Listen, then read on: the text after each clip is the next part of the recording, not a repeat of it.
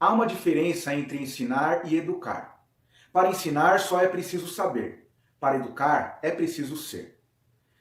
Não sei se você concorda com essa frase, mas é justamente aquilo que fez eu ter uma perspectiva diferente quando decidi ser professor.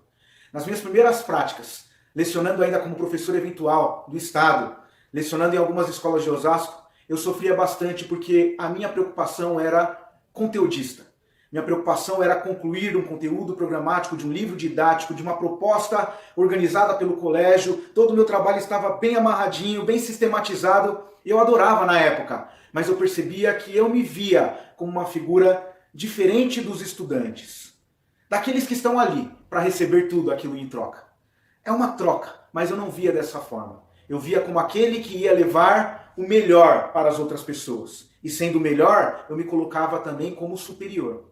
Uma visão totalmente errada que foi modificando dentro de mim e me ensinando a ser um educador.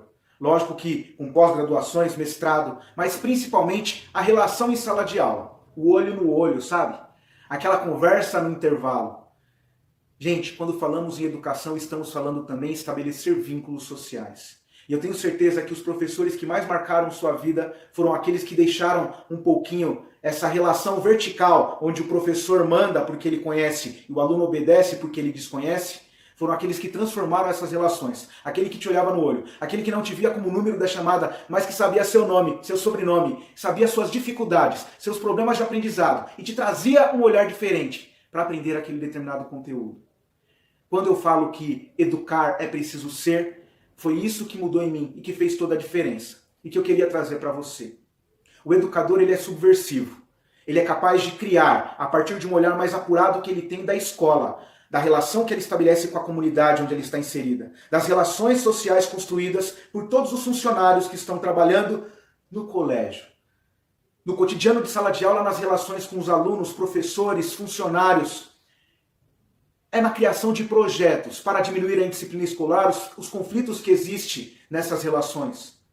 O educador, ele é subversivo porque o olhar dele não está pautado em um livro didático, num conteúdo programático. O olhar dele é a própria vida.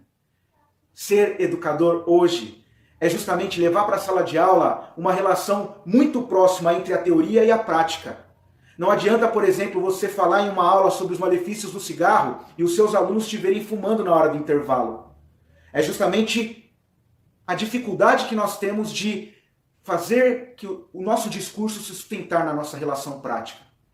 Eu não posso falar bem do feminismo e ser uma pessoa que pratica violência com a minha esposa, com a minha namorada. Tudo isso tem que refletir exatamente aquilo que eu penso, aquilo que eu vivo, aquilo que eu sinto.